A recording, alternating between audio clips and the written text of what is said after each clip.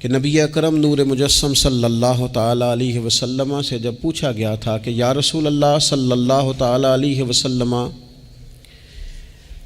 ماں باپ کیا ہیں، ماں باپ کے بارے میں کچھ فرمائیے، تو حضور نے فرمایا تمہاری جنت بھی ہیں اور تمہارے لیے دوزخ بھی ہیں۔ اگر تم ان کے حقوق اچھے طریقے سے ادا کرنے میں کامیاب ہو جاتے ہو، اگر تم ان کے ساتھ اخلاق عالیہ کا رویہ رکھنے میں کامیاب ہو جاتے ہو، اگر تم ان کے ساتھ محبت کا سلوک کرتے ہو، ان کو خوش کرنے میں کامیاب ہو جاتے ہو، شریعت اسلامیہ نے جو ان کے حقوق متعین کیے اگر وہ تم ادا کر لیتے ہو تو تمہارے لیے جنت ہے، اور اگر تم ان حقوق کو ادا کرنے میں ناکام رہتے ہو تو پھر تمہارے لیے دوزخ ہے۔ تو یہ ایک دینی، روحانی، ایمانی ضرورت ہے، اس کا ہمیں احساس ہونا چاہیے۔ ظاہر ہے ہم انسان ہیں اور والدین بھی انسان ہیں،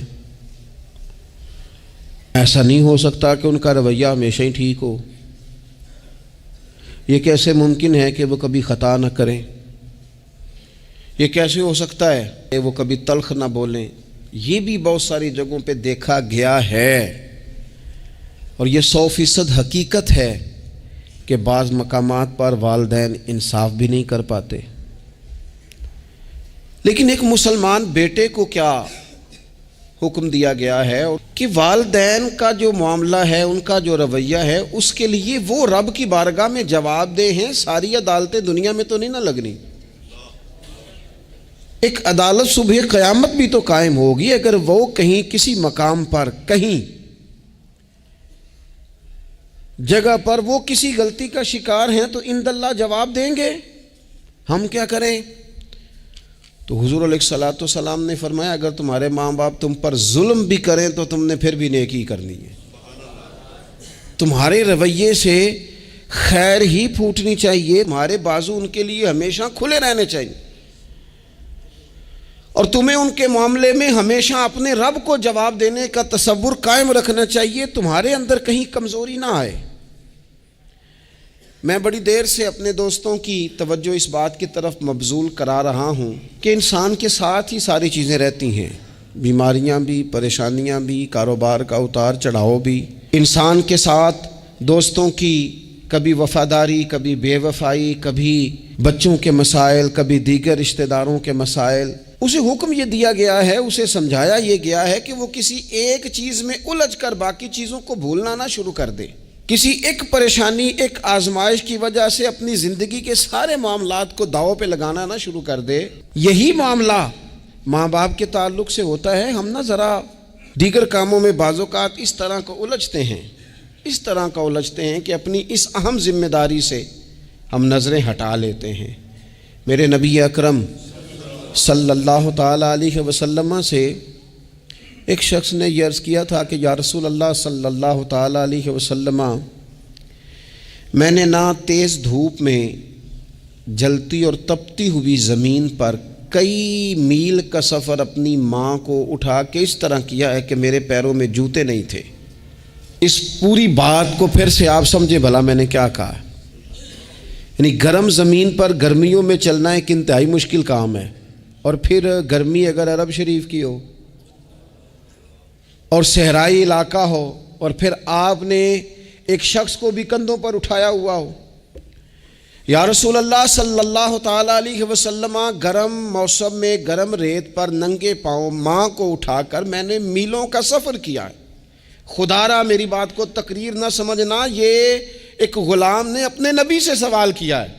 اس سوال کی لذت کو محسوس کریں اور پھر جواب کا حسن ملاحظہ کریں۔ عرض کی حضور، پڑھا میں نے سنا ہے کہ ماں باپ کی خدمت کا حق ادا کرنا چاہیے، تو وہ میں کوئی حق ادا کر سکا ہوں؟ اس نے اپنی طرف سے خدمت بتائی تھی تو حضور نے ماں کی شفقت بتائی۔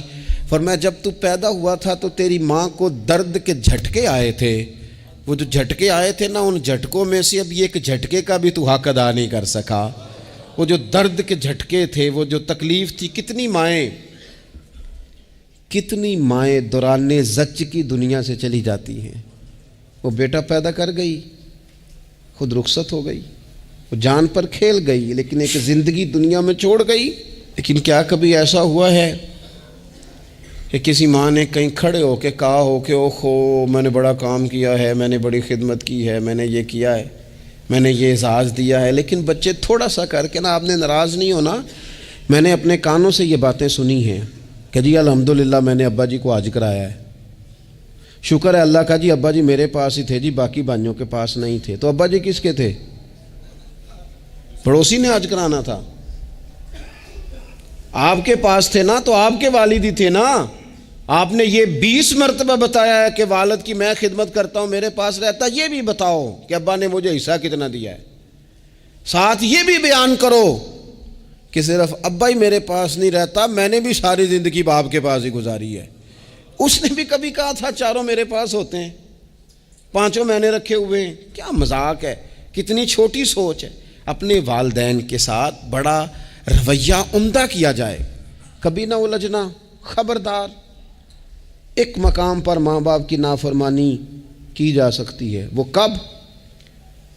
جب وہ آپ کو دین کے مخالف چلنے کا کہیں، جب رب رسول کی مخالفت کا معاذ اللہ کہیں، اور مسلمان والدین یہ کبھی کہہ سکتے نہیں۔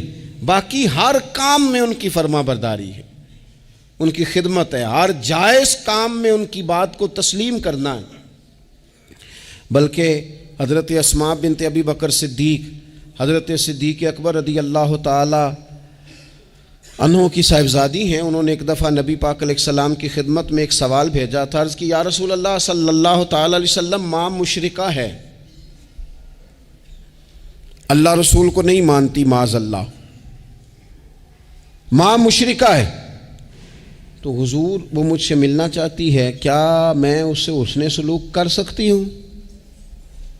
تو نبی کریم نے فرمایا تیری تو ماں ہے نا، چل تو اچھا سلوک ہی کر، تو اپنا رویہ اس کے ساتھ ٹھیک رکھ، کیونکہ تیری والدہ ہے۔ میں آج حقوق والدین پر تقریر نہیں کرنے جا رہا۔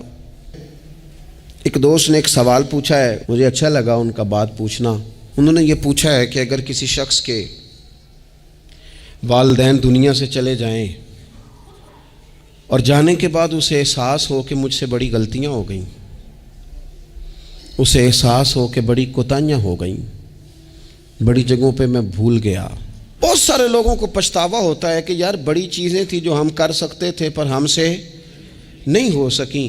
انہوں نے پوچھا جی کوئی اب بھی کوئی اس کا حل ہے؟ تو میں نے کہا ہے نا، ہم رسول رحمت کے ماننے والے ہیں صلی اللہ تعالی علیہ وسلم۔